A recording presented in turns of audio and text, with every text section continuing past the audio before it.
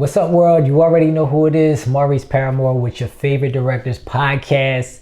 I'm really excited today because I have a lovely guest, a writer. Are you a writer? I am a writer. You're a writer? You're right. He's right. I'm a writer. Oh, dope. We have a writer, a filmmaker, entrepreneur, martial artist. Yeah. Should I add anything else to it? Actor, director, producer, administrative consultant. There you go. Okay, I think that. LaVeta Cameron. Hey, everybody. Right? Yes, you did. Oh, man, it's a pleasure to have you on the podcast. Yes. We connected like 3 or 4 years ago. I think the first time you had came and auditioned for me. And, we built, connected, and then eventually we got the chance to work together. Start this filmmaking industry relationship, I guess you could say. Yes, right. So, how are you doing? Pretty good. I feel like this is time number 3 that I've been here over the past few years. Really? First time, like you said, with the kids, I had to bring them for the audition. Yes, they did. I'm still mommy. They didn't want to be here, but I'm mommy, so I still had to bring them. Yeah. Second time, you called me up to come out for Regrets. Yes. I got to play Regrets. So award winning. And you know what's so crazy about that? I think the first time you actually came was to audition for the Regrets. But when it was a short? When it was, this is the thing. It started out as a short. Right. Then I rewrote it, and then it was going to be a feature film. Then I scaled back, did some other stuff, rewrote it again, and then somehow I ended up making it again. And then, but that was like 2 years had passed since then. Okay. And then called you up for the mother role. Came through that day, did your thing, and pretty much came up with like a scene on the spot. It was definitely improv. And Omar Bullock, I love him. So that's my homie. We're known for a few years working together from the Actors District. So he and I have that chemistry already. So when we get together, it was just like, what? You're the dad? Mm-hmm. So that was. And y'all just hit it off, you know what I'm saying? It was just like the right energy. It was a great vibe, and it was dope because, like I said, that was our first time working together. Yeah, it wasn't our first time meeting each other. Right. But I felt comfortable around you. Thank you. And it just felt like it was right. You know what I mean? So I was like, I actually can't wait to work with you again. Yes, exactly. I'm looking forward to it. Yeah. Well, this will be the second time working together since you had me on the show. So so now you're on the show. This is still work, right? Yes, absolutely. So thank you for being on the show. Thank you for asking. Directors Podcast. And this is where I like to just talk filmmaking and, the industry and, ups and downs and stuff like that. I think it's important to not just work, but to talk about our experiences and stuff like that in this industry, because it's a lot that we deal with. You know what I mean? It is. So when did you get into the industry, whether it was a writer, as a actor, or whatever the case may be? Do you remember when you kind of like, or not, before you tell me when you got into it, go back. Like, were you always into film? Did you go to the movie theaters a lot? Right. So I was going to take it way back here. So I did. I do love movies. I haven't seen a lot of movies that most people think I should have seen. A lot of movies I haven't seen, but I do love movies. My favorite genre, I would have to say, is action. Anything with car chases, explosions, killings, rapes, molestation, hostage situations, knife fights, gunfights, anything, people dying. That's the violence. Somebody gotta die. Like I tell somebody better die in my film, man. If I'm watching a movie, somebody gotta die. Yeah, I want to die in the film. I want to be the one to die. Really? Yes, it's just fun to me. Is it like a rush? It is, and just I think I died once in one film. Really? Yeah, it was called Alone, M3 Prime Productions. We did it a couple of years ago, and I got to die. People were mad though. Yeah. Because they know I do martial arts in real life, so they was mad. Because why'd you go out like that? Exactly. But I was like, it was just the character. It wasn't LaVeta. It was my character. Yeah. It's like, listen, man. Right. That's super dope. So you was always into the action genre. Right. And I went to school, did church plays with middle school. We did the media stuff like that, and acting and plays in high school. And then college, I went to theater. I got my degree in theater at Temple. Nice. So I did that. Then I went to the Actors District and took 2 years off at one point and came back into it, and been going ever since.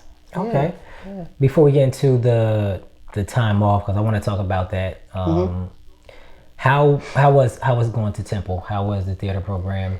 How was college in general for you? I think it was cool, but I wish So back then I didn't have the confidence that I have now. So I didn't do many auditions. So they made us do 40 hours every semester, whatever what they call it, contract work. So I did a lot of striking the set, setting up, wardrobe. Sometimes I worked as PA, but I didn't work in front of the theater on stage. I didn't audition because I didn't really know how to audition.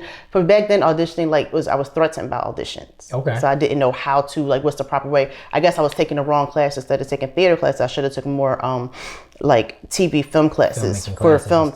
How to act for film, but I took the acting classes. We took speech classes, voice for the actor, movement for the actor, acting 101, all the things. So I did learn how to act and stuff. So, that's but I wish I had learned more of this on camera. Yeah. Now I feel the same way when I went to William Patterson University in North Jersey, which I love. Shout out to Willie P. You already know. I ain't gonna get into it. You know what I'm saying? Shout out to all my up north peoples. But I went to school for communications, and I didn't know what I wanted to go to school for. I was 18 years old when I went to school and all of that stuff. But they also had a filmmaking program, and I'm looking back, I was like, I wish I would have did that program as well. And I ended up learning a lot after school. I really taught myself, filmmaking and writing and stuff like that. But the communications gave me the confidence and the foundation of just cameras and production. You did a lot of TV and stuff like that, and TV production and all that stuff. But it was a good introduction into what the industry could be and all of that stuff. So I definitely feel you on that, but you're doing it. Yeah, I learned this on set as an actor, so it helped me to know what to do as a writer, director, producer, just by being on this side of the camera. Nice. But just being on set, and you just hear them all the time, take one, they split, you see.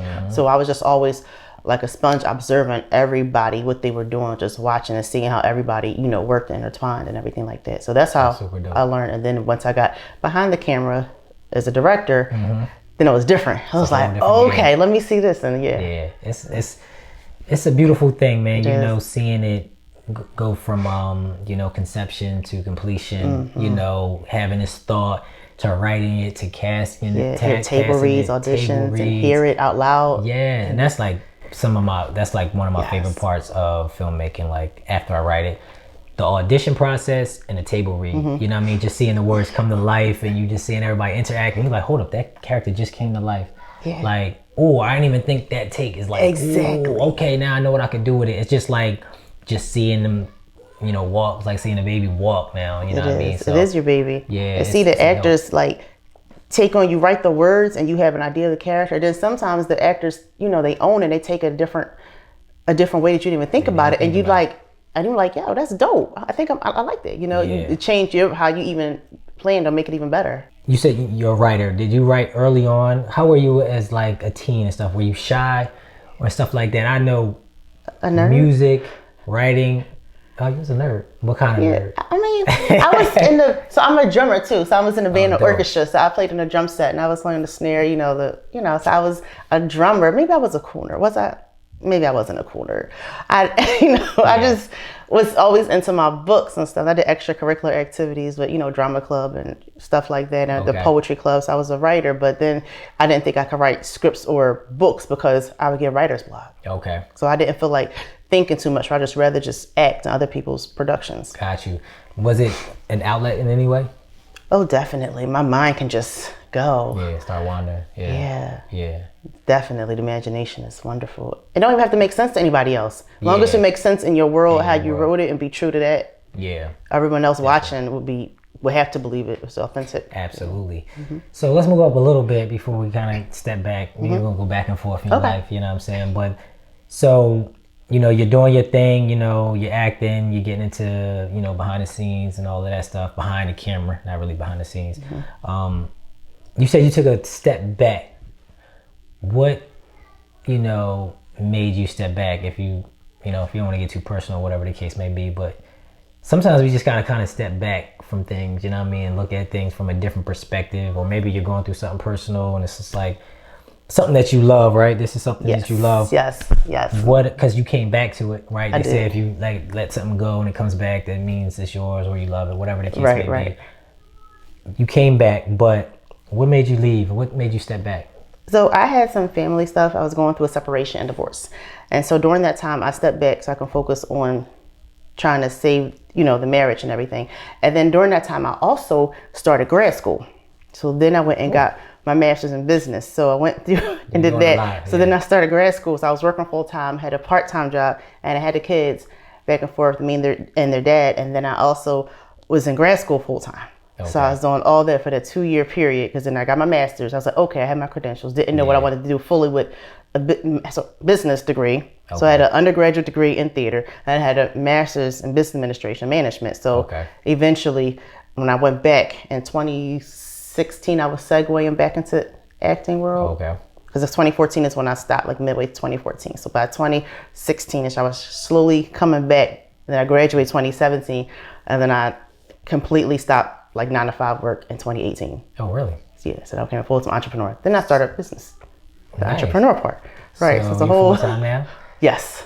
It's a lot. It's a whole lot. Yeah, we definitely going to get into the business aspect of it, because I'm a full-time entrepreneur, filmmaker, I have my own production company. Yes, you understand. So it's a whole nother grind, and I definitely want to get into that. Yes. But before we touch into that, like you said you were separated and divorced, and that kind of stepped you back. Just speaking on that in general, is it hard to be an actor or entrepreneur and be in a relationship in your perspective? Does it have to be the right partner? Oh. Does that play in did that play in the separation at all? Probably, but I wasn't back then all that I am today. Gotcha. So it was different. So I was still working a full-time job and doing all the other stuff. Okay. So I don't think I could be an entrepreneur back then. Honestly, it never really fully crossed my mind too, because like I said, I went to grad school during that time, and I realized that's when I wasn't all that I am now back then. So once I did grad school, eventually that started propelling me forward. Like, what, I can do these businesses. I know how to do this administrative work. Yeah. I can do this. So I went back into acting world, and I left my job. Okay. So it kind of all happened simultaneously, and the grind was just there. You had to do it. Yeah. So it was just all in one. But then even now, I think it would have to be the right person, like you said, just because they would have to understand how many hours we spend on set. Yeah. I mean, not all my time I spend on set, but I do a lot of time by myself where I'm, writing scripts, or I'm reading through scripts. If I'm casting for someone else's production, I have to read through, or other stuff when I'm producing, I'm looking up locations, I'm like going through call sheets, writing them. So it's like time that they might expect me to be with them. I can't, because I got to work, because that's my bread and butter. So that's what I have to work. I don't have the regular 9 to 5, and then I'm home. Rest of my day is to myself. Like, I'm working, my kids sleep up till 2, 3 o'clock in the morning, because that's quiet time for me. Yeah. And so I can focus. So I have a whole different mindset now. Yeah. And like you said, your partner will have to understand that, and some don't, some do. And when you find the right one, it's like, okay, you get it. But like you said, you have an unorthodox lifestyle. Exactly what I call unorthodox. You have an unorthodox lifestyle. Like you said, you might be up at 2 a.m. going over a script or casting or whatever. Yeah. So it's not like I clock out at 5 and then you have the rest of the day to do with the fam. You might have to fit the fam in at this time, and then you have to put yours in the back, and you constantly trying to figure it out. It's not like a set schedule. Yeah, it's a never-ending struggle, from my perspective. So I want to talk about, like the industry that we're in, and the independent industry. You're from Philly. I am from Philly. Representing my parents, my mom and them. They grew up in Philly. They from North Philly. Okay, I'm in East Oak Lane. My grandmama. Well, she's not from East Oak Lane, but that's where they lived up until the time that she passed. And I'm a Girls Side girl too. Hold up, East Oak Lane? Oh no, they was in West Oak Lane. That's not too far. That's not too far. Okay, yeah, West Oak. I spent years. I used to love going to my grandma's parents, sitting on their porch, West Oak, just watching people go around, all the crazy stuff. It was just always a good time. So, how do you feel about the state of the independent film game in Philly, or just in general? Like, how do you feel about it? Do you feel like it's blossoming? Do you think it's at like a weird state? What's your take, just in the industry in general? I think I've only ever worked on independent films. As an actor, I've only worked on independent films. I mean, I think I worked on a couple of SAG projects, but just like, the extras, the uncredited extras in the background, background work, but nothing where I had like a speaking role. So that's where I think that independent film industry for us is where it's at the moment, just because, well, for me personally, I have the opportunity to create my own films that I want to do. If I don't see the roles, or I don't want to go audition and then I'll have roles that I think I want to play anyway, I just figure I just write my own and just make my own film and just do that. And I found, like I said, I meet more people as a filmmaker than I do as an actor.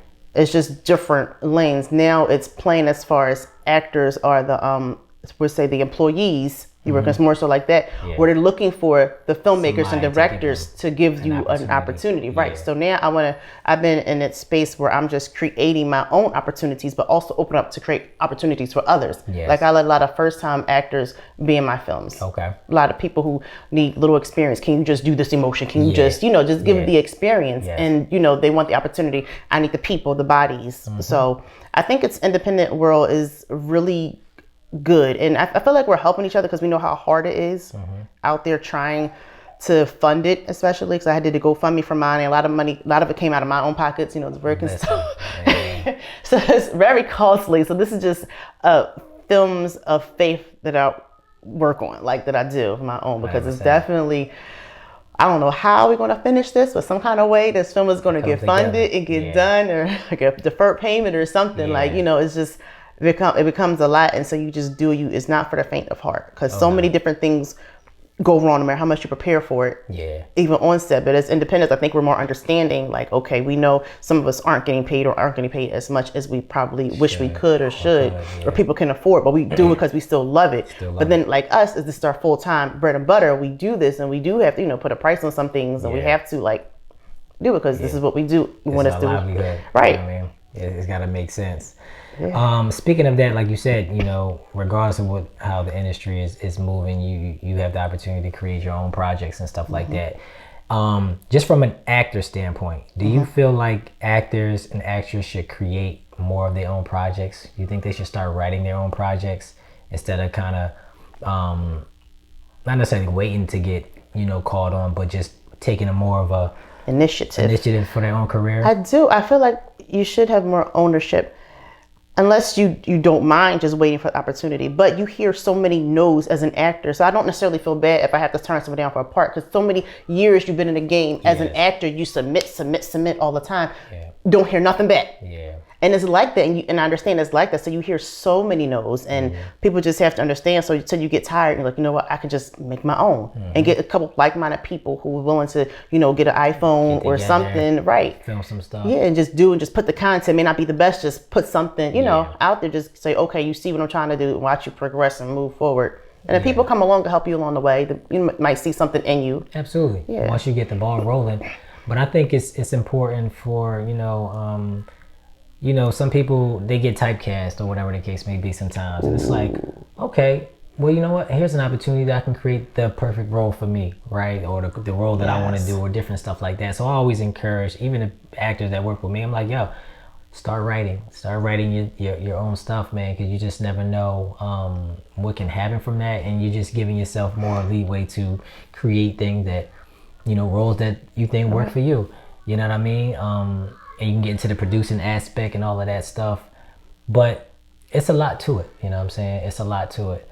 So when it comes to like craft, how do you go about developing a character when you get one? Do you have a process? Because I was talking to another actor of mine, and I was talking about how sometimes actors think, a lot of new actors, or it could be seasoned, sometimes they think it's just about saying the lines. How do you feel about what an actor job is like? Or what are we creating in this character? Is it, backstory? Or do you think people should just come and say their lines and go about their business? I think just backstory would be helpful. Like, for example, let's talk about regrets. I did not come on to, wasn't at the very beginning, so I didn't read the whole script. But I came in and you said my character is this, that. And I said, okay. So me and Omar, we sat there for like an hour and a half before we shot, and we went over, okay, why did we do this? Okay, well now we understand my character did this because this happened and other events followed. So we had to go through on set and create the backstory so that by the time the cameras came on, it was coming from someplace, Yeah. not just flat. Just the lines being said. It was definitely coming from a different place where we had an understanding. What's my relationship to you? Why am I angry? Why am I upset? What do I want? What's my objective? And what's relationship to anything else that's happened with our characters? So we have to figure out backstories. That's important for the character, and you give it your own little spin. I mean, the director may give you the backstory per se, but you can also create further, go deeper into it as well, and take more just ownership of it. And that's what I feel is, go back to what you said about the cast, being typecast. When they're like that, I, for example, would turn down roles if I knew, like this one production company, they would always have me as like a best friend of someone. I mean, we're friends or something in real life, so it's always good to get us together just because we had that natural chemistry, like, chop it up, whatever. Right. But I didn't always want to be just that best friend. Or just this type of role. So then I also make sure when I write my films, it's not just a certain genre. Gotcha. I'm not just writing silly, Your Daddy, My Big Daddy, or fighting movies like No Games I Have. Now I have a human trafficking one for red light. So I make sure, and I'm always acting in my own film, so I make sure I give myself different characters. And directors won't always see a certain actor. If they keep seeing you this one role, they'll only see you as this one character. What I started doing, and people started taking notice, I started doing photo shoots. Because people don't see you unless they see you. It's like, it's a difference. So then I had people hit me up.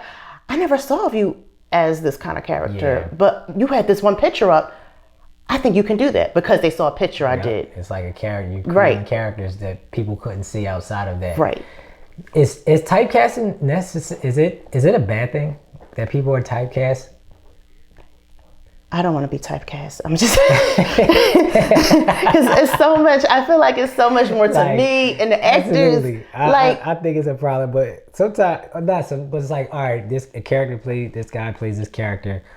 Is it because they play this character so well, or people just can't see out of the physical aspect of like a drug dealer or and that's the thing, they might be presenting themselves that way, and they played it so well. I mean, of course, same character. If it's like a series, you have to keep that same character, but if they're playing it so well and you want to get away from that, I had some people with a cop, I played a cop quite a few times, I can do this role, but it's not even challenging them anymore because it's what they've been playing. So are you really being challenged as an actor to push the limits to how far you can go? So why not just do a photo shoot, or just try, like you said, write your own characters, write your own films, and create something just to extend you out, or else you'll get passed by for other roles that you possibly could play, but because you're just a drug dealer all the time, they only see you as this bad guy on the street. They don't see you for the businessman or for the cop role or for the dad figure. They only see you like this. And so then I think you just limit yourself. And I say, don't limit yourself. And that's why I don't do that service as much as now, but that's why I created a service where I was encouraging actors to create scenes for themselves, to work on their reels. So some people have reels, and they're in films, you can create reels, and it's like, if you haven't been in that many films, why don't you take write a page or two of a different kind of character, film it professionally, and build up your reel that way. So you don't become typecast, you know what I mean? You don't fall into this line of just like, this is all I see this person, you know what I'm saying? But I think that's why I think it's also important to have different experiences, to try different attire, be in different places, show people that you are well-rounded and you are versatile just in life. And because a lot of times you get, me personally, I tell people, even if you see a casting and you don't fit this role, still submit, still audition, because sometimes just seeing you perform sparks so many different ideas, so many characters. I literally created characters for people that had nothing to do with anything, just from looks or just from the way they move and stuff like that. So you gotta just stay on your game, you know what I mean, and push yourself out there. And even rotate between different production companies. Like I see some people work with the same people all the time. I like to branch off, so I don't like to stay with the same production company too long. I like to move around you have to and get out there. Yeah, you have to, man, because we're all coming up together. We all know different people, and if you just stay in the same circle the whole time, I think it can kind of limit your growth to a certain extent. You know what I mean? Speaking of that, do you have any issues with the industry? Is there something that just bothers you? why? You know, is it like because some people would say like the industry is very cliquey. Like people in Jersey only deal with certain kind of Jersey cliques. People in Philly, they have like their own little clique. Do you feel that? Do you ever hear that? No, if I feel that, I guess it must be my environment because I'm in Philly, so I don't know that many that's not in Philly. Right. So I don't know so many actors in Jersey. I know some actors from Jersey and like Delaware, but that's probably because more so they come to Philly and it's fine to find, oh, you're from here. That's more so. So I don't think if it is, I don't think it's intentional per se. Gotcha. But it might just be just because that's your environment where you're at, and so that's who really you see. So you go to auditions and casting calls, and you see the same people because we all going for the same roles, or you might somebody else on a on the panel, and the casting director going to the room like, oh hey, welcome to a room, like, oh, I'm surprised to know everybody here. It's like a reunion at this point. So I don't necessarily clique is more so like family. I mean, people may have issues with other people, but that's neither here nor there. It happens, right? So just it's a business.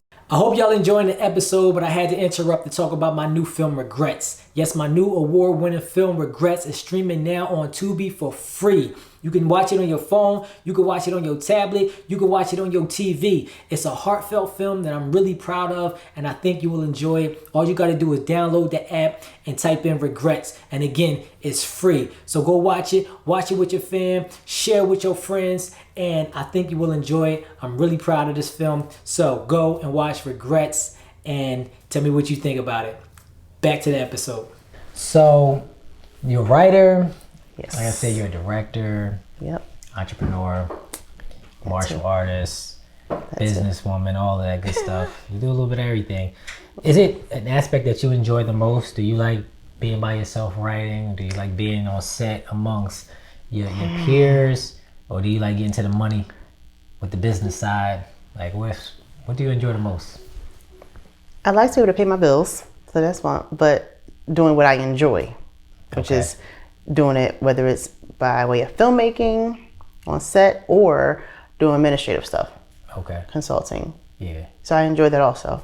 So I'm just using all of my God-given gifts to make money, make a living. Right. So I want to be able to like enjoy what I'm doing while I'm making the money to pay the bills. Absolutely. Yeah. So you said you went into being an entrepreneur full time. Yep.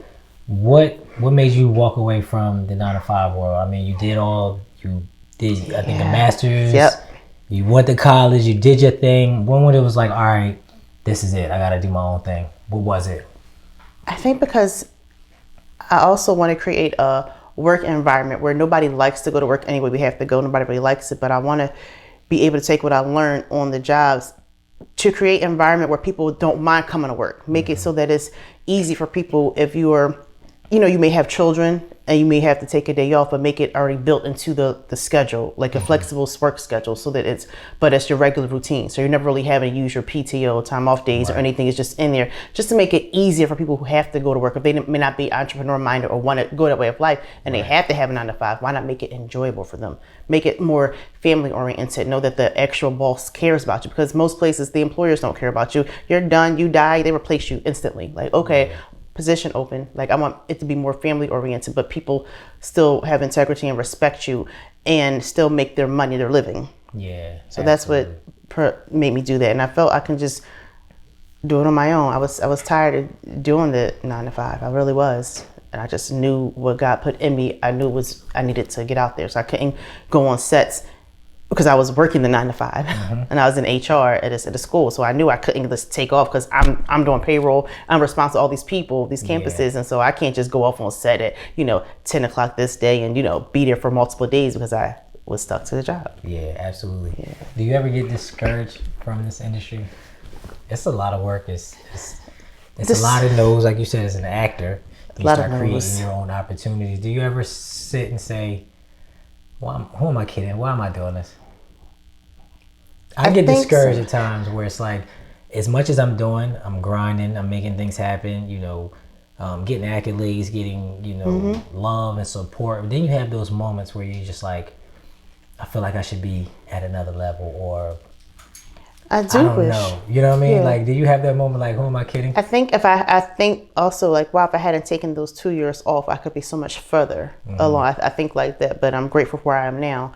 Then I also wonder, when I look at my bills and the money isn't always there with the businesses, like some months, because it varies. It's from month to month. It's When just, you gonna get paid? you just don't know. And some, clients say it's supposed to pay you and they don't pay you. And then you just wait. I'm still waiting on a couple dollars myself, but I ain't gonna talk about that. Right. So you still wait, and then you're like, okay, did I do this for this month? Okay. And you're trying to calculate. I'm always piecing together, know how much my bills are.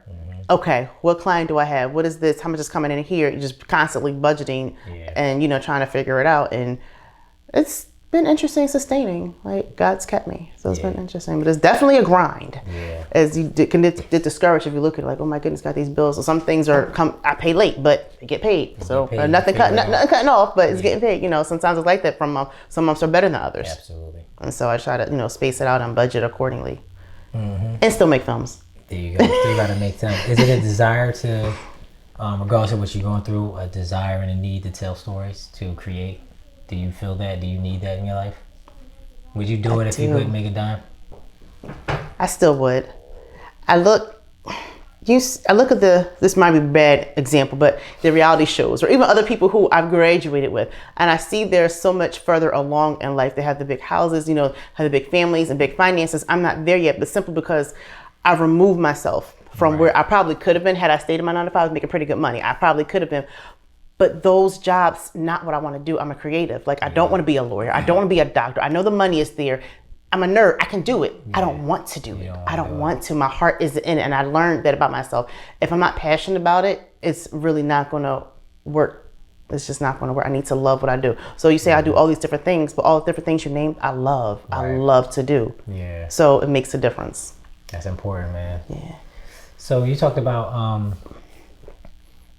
you like action films, you like stuff where people die and all that kind of crazy stuff. I do. I just do. What is it about the genre, or what is it about the rawness or the edginess of the films that you like? Even speaking of, we'll talk about your film Red Light District? Just Red Light. Red Light. Mm-hmm. What is these stories? Do you like a raw story? Is it something about it? What gets you like? Some people love horror, right? That's the genre. I can't do horror. I'm a scaredy cat. Really? My daughter loves horror. I'm like, let's watch a movie. We're not watching any scary movies. Is it the psychological horror ones, or is it like? Cat. I sleep with the lights on. Really? Cool. I ain't gonna ask you how old you are and if you're still doing it. Really? Listen, sometimes I have to. I don't like to be scared, so no, I don't. So you don't do horror. No. You don't like watching horror, but could you be in a horror film? Yes, because that would be a real emotion. Me acting, I would be really emotion. I'd be scared for real. Yeah. I could definitely do that. Nice. So you like the genre. You like the grittiness of right, because I did martial arts when I was 11. Started with my dad. And then we're always around just combat. So we're fighting with swords or knife fights and self-defense with the guns, different things, some physical. So you can kick somebody's butt. I enjoy that so much. It's so much fun. But so with the films that I'm writing, I was never offered parts where you could fight. Or actually, I don't see a lot of films where you can fight. Or is the fight putting a gun up to you. Yeah. Like, it's not hand-to-hand combat. So I want to do that kind of fight. Okay. Right. So not just, somebody shot you, pop out. Like some John Wick type stuff. Right, exactly. Like, I can do that. Like, stuff like that. And then when writing, I like to get to the nitty gritty, like make it nice and raw. Like you said, with Red Light, that's human trafficking. Yeah. So I have a couple of deaths in there because it's me. Somebody has to die. Yeah. I mean, this sounds really bad, I know, but I get it. But I need that, and it's all fictional. But human trafficking is an issue. It's a real thing, yeah. But I wrote it all from my mind. Okay. Just from my mind. So nothing in it is true. Like but when you're watching it, you'll definitely need to remind yourself that this really does happen. Right. You have to remind yourself, okay, this didn't really happen. And the characters, actors, you may not like a lot of the actors. It might have to take you remember, like, oh wait, they were just acting a role, but they really went there. So I was really proud of them. That's dope. Mm-hmm. Is it an actor or filmmaker that you admire, that you kind of take some stuff from, or do you feel, as Black filmmakers, is it stories that you think we need to tell more of, or just telling stories you want to tell and go about your business? You feel obligated to tell a certain type of story to put our people in a certain kind of light? So far, I don't think that I have. So I just started writing films and stuff. Okay. So I'm just feeling my way and just writing more so what creatively comes to me. Because people tell me I'm funny. Sometimes my films come off comedic. Yeah. And then sometimes they come off like human trafficking serious, but it's comedic stuff in it also. And sometimes it's action films. So it's in between or something just twisted. Not necessarily, I don't always want to do the same typical how you might see like people in like baby mama drama per se, that or somebody on the street doing drugs or just, I don't want to per se, or if it is that, I want more in depth to it. Not just on the surface, this is what this is. What's the backstory? So I wanted to be just offer different roles. Got you. Yeah. Even like as an actor, when you're approaching roles, like you said, you don't want to be typecast, but is it also like certain roles that you try to stay away from, even if it ain't had nothing to do with being typecast, but it's just like, I don't really want to portray that, or it's like, nah, I'm cool with that, but I'm gonna give you my take on it type of vibe. Do you have these discussions with yourself? Because some people I read up when they're like, I don't want to play this type of role. I don't want us to be shown in this kind of light. And some people are just like, it's acting. I want to bring it. I don't think I mind trying it all as long as I'm comfortable doing it, because I've done a few like the girlfriend cheating on her best friends, getting her man. I've done those type of, stereotypical roles. That's a lot of I've done, so I've done a couple of those. I don't do all those. Then I do a couple where, like I told you, I was just a fun, loose best friend, have fun type party girl. Right. Done a couple. I don't need too many more that type. Now I started writing my own, so now I can add things to it and just write. Yeah. So that's what I want. That's the word depth. Depth to the characters. So I've done others where I played a therapist and a doctor. So I'm just trying to find my way out. And I played a drug addict.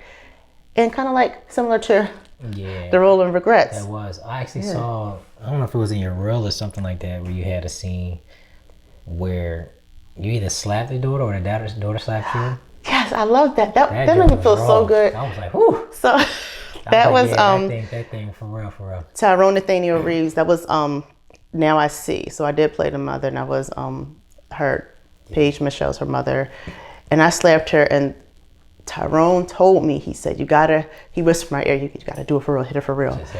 And so I felt bad having to do that, but he told me, because I break bricks and wood, martial arts, so I'm really strong. So he said, hit it for real. So I did. So we heard when Paige, and they had to get her like ice for her face or the frozen vegetables, because they had like little fingerprints on her face. You really heard it. Did you apologize? I did. I love Paige. I did, but they said, she apologized, Paige. I did. That wasn't my first time. I said to slap somebody on stage too. Yeah. I've done that for real. I don't mind women slapping my male actors.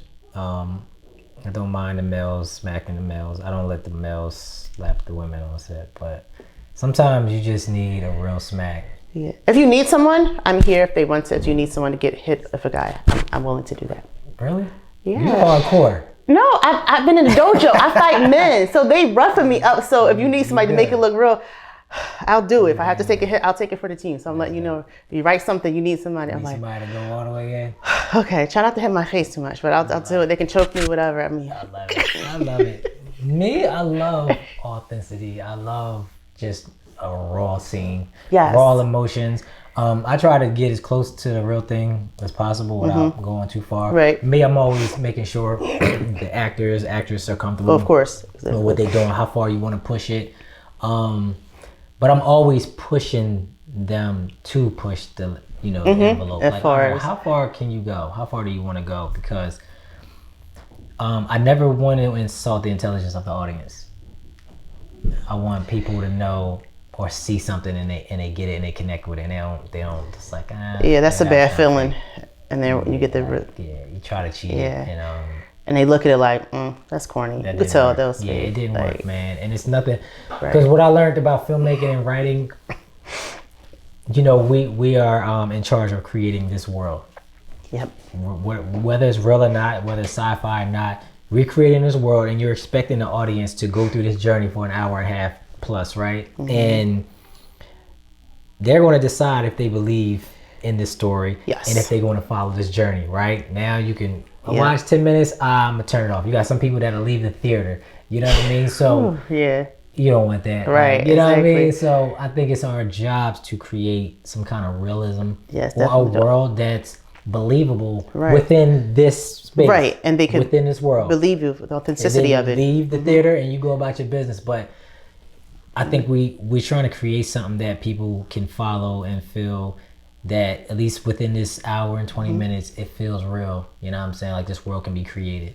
So I think that's what I try to do. Whether you succeed or not is up to the audience, right? But at least Yeah. we're thinking we of these hope. things. Yeah, we try to our best. Because that's the bad feeling if they don't. They're like, darn it, I tried. Try again. Back to the drum board. How is the martial arts side of how is just martial arts in general, and how does the discipline and the things that you learn, how do you apply that to your filmmaking aspect? Not filmmaking, your acting, your just all of that in general. Is it disciplines that carry over? Definitely. So you need to be focused and, like we said, follow through. You definitely need to have goals of what you're trying to achieve and timelines. Yeah. Like I'm a nerd, I told you. I live by my calendar. If it's not on my calendar, it's not going to happen. I won't remember. It's on That's my the calendar. first thing you said to me. She's like, I'm gonna put it on my calendar. Like, what calendar is this? I did tell you. It's on my Something I calendar. need to know Because I about. tell people, so once we, connect and I said, okay, it's on my calendar, it means I have to do it right then and there. So it's locked in. It's basically because I'm an entrepreneur. It's first come, first serve. Yeah, that too. So I need to make sure, okay, I committed to this. I'll be there. I'll do that. So in martial arts, when you're focused, taking your black belt test, there's different stages where you work from white belt on up, and you got to make sure you go through the test, and you got to, like you said, push you physically and mentally to see. You might not think you're physically able to, but you got to be mind over matter, and you have to persevere and go through. So you are being disciplined and, get over the pain, and, it's going to hurt. Just like being an entrepreneur, it hurts right now, doing certain things. You don't know when you get that paid.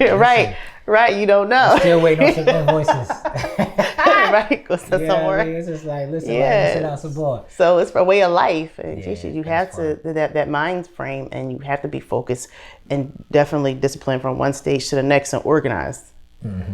That's just me. Just be organized to get things done in orderly fashion, because else your business just be a whole awry. Yeah. How do you feel about somebody like Kevin Hart from your town? How do you feel about like his journey? I hear mixed emotions about him as a comedian and stuff like that, but from a business perspective, he's done some great things. He has. It's inspiration. Just knowing someone he's only a few years older than I am. Just like, wow, he did this, and he's from Philly. Used to be in the Laugh House and all of that stuff. Right. So he's definitely did it, and he's however he did it, he's found his niche and he's found his way into the industry to make himself known, to make him not just as a comedian, but like you said, a businessman. Yes. You're fine. So let me ask you, and I think I'm going to ask most of my guests this, especially us in this world, in this filmmaking world. So you have people like Kevin Hart that's doing really good successfully, better than people that came in the game before him and stuff like that. Then you have people like Tyler Perry that's done really great things business-wise.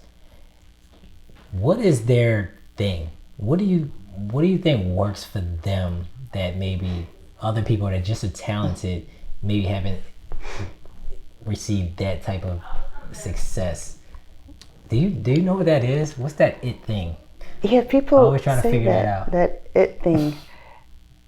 Because you have, not to cut you off, but you have, like I said, Kevin Hart, and you have like Tyler Perry. Tyler Perry's. Then you have people like Mike Epps, and you have people like, so many talented folks in our world. But why do some get to a level of success that others just can't match?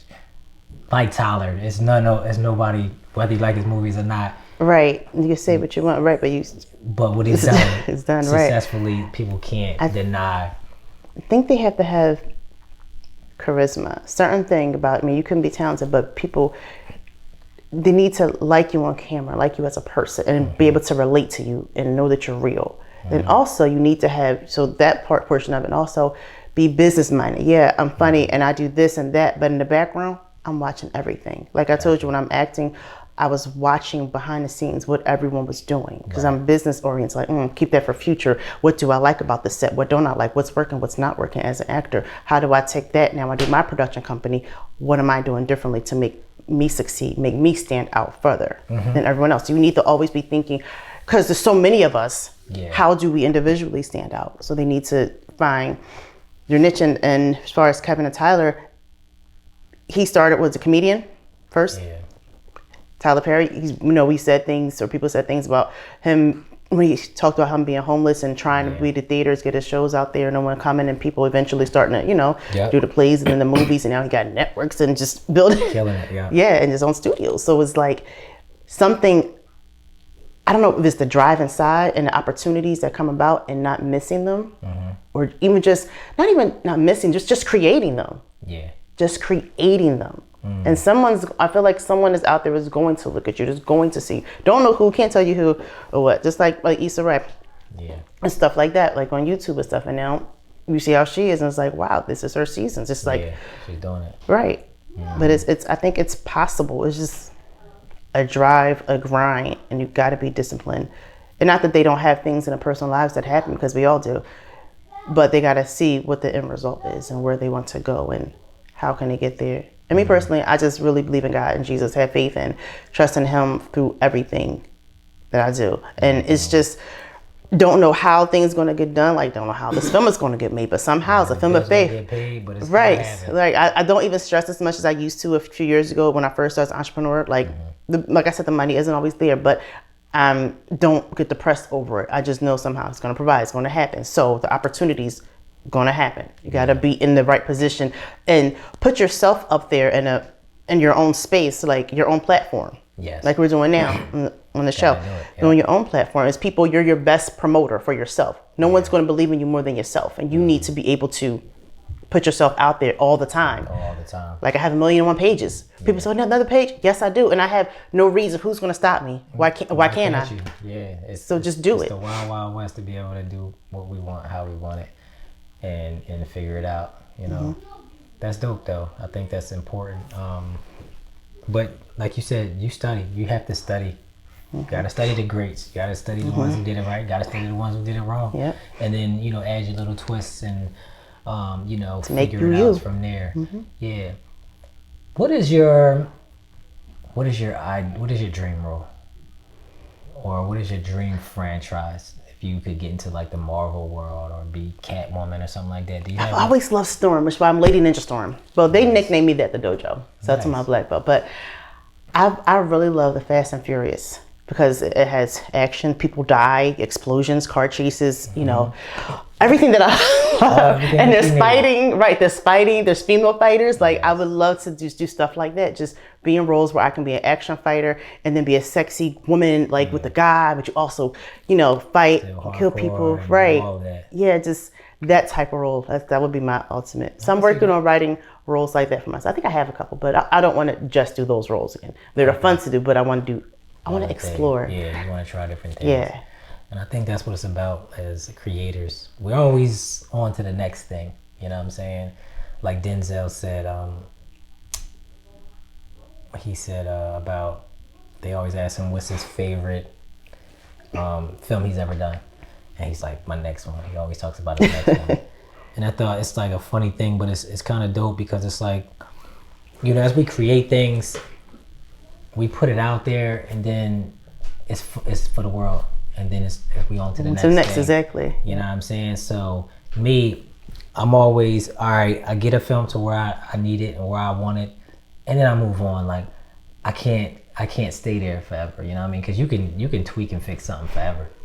Yeah, it's on. So for me, it's like, all right, I'm ready to move on. You know what I mean? Yeah, I feel like I always have scripts waiting and have a few that's not shot yet, but it's already written, like just ready to shoot it. So it's ready. All right, we finished this one. What's next? Like absolutely. I'm never at shortage, bro.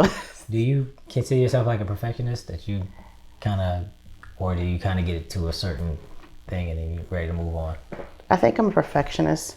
I do, but I would like it to be as perfect. Nothing can be perfect, but as best as it can be, as far as quality and stuff and everything. So I believe in quality, not having things look like, yes, it's independent film, but I don't want it to look like it's just independent film.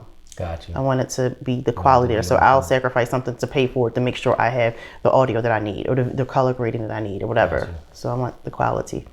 Awesome. This episode has been sponsored by Dreamboy Vision and the new merch Support Black Filmmakers. You know, we have to support the ones that's putting on for the culture, the ones that's telling our stories, that's for us, by us. So if you haven't already, go to dreamboyvision.com, join the movement, and grab you up a hoodie. Support Black filmmakers. You have a new project that's coming out, Yes. right? Tell me a little bit about it, the name, and when is it coming out? Okay. It is called Red Light. It's about human trafficking awareness. Okay. And I wrote it, directed it, produced it, and I acted in it. I'm the star. Oh, congrats. And thank you. Now it's in post-production. We shot it last fall in 2021. So it's in post-production. So we're going through that process. My first time through the whole thing. So yeah, this feature is my whole first time through the whole entire feature. Do it. Yeah, it's a process. I'm loving it. It's like I said, a film of faith, and I feel really accomplished having to set forth this goal that I wanted to do. So it should come out, red carpet event and everything, this summer 2022. Awesome. Yes. That is super dope. Thank you. Congratulations on having a project filmed. Yes. And Whew. you know, coming out soon. It's nothing like having a project and going through it from conception to completion, man, and going through the post-production and all of that stuff. Is such a beautiful thing, and I know you can't wait to see it on the big screen. I know. I'm so excited. It's going to be amazing. The most we have so far, we have the teaser, with the official teasers out. So that's Okay, what we have. where can people find that? That's Lady Ninja Storm Productions on YouTube. Okay. So that's where the teaser is.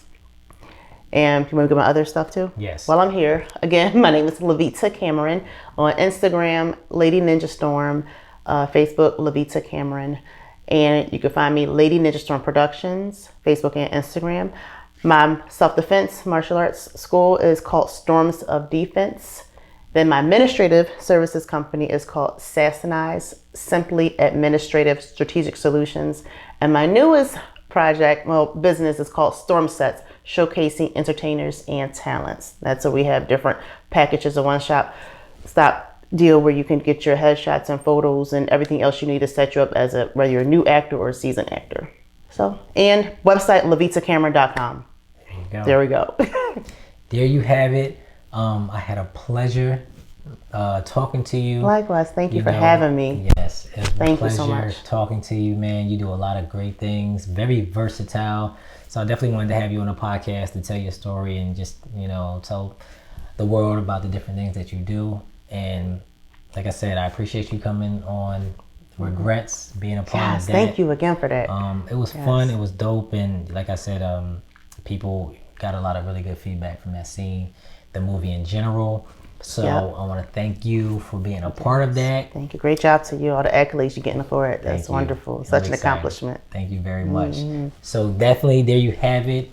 Regrets is on Tubi right now. So I need y'all to go stream that on your phones, on your tablets, on your TV. It's free, completely free. You ain't got to pull out no ducats, no credit cards, nothing. Just click the link or type in Regrets on the actual app. It will come up, and share some love, or go to IMDb and leave a review, and just show love, man. It takes a lot to make these films, and I just want to give a bigger platform and more opportunities for myself and other actors and other filmmakers and stuff like that.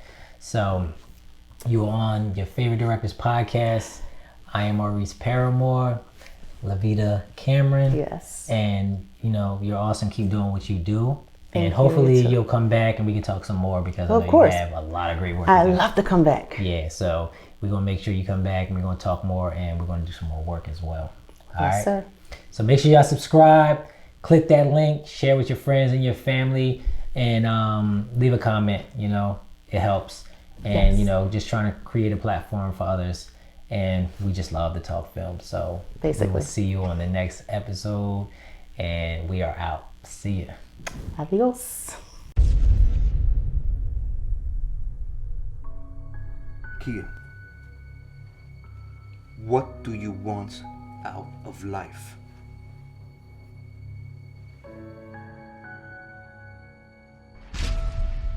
I'm trying to change and do right. All I'm asking is that you forgive me. Let me make it up to you. Make it up. I was only 7 years old when you walked out on my mother and I. You're a coward, not a man. And for that, you deserve another 8 years in this place and not in my life.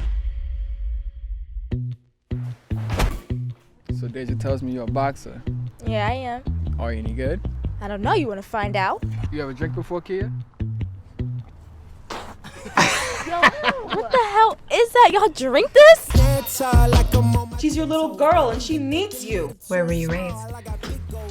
Ain't much, but it's a place to stay. Ever since my mom passed, it's been like nobody's wanted to keep me around long enough to call it home. I ain't gotta listen to you. You ain't my daddy. Then maybe you're the problem.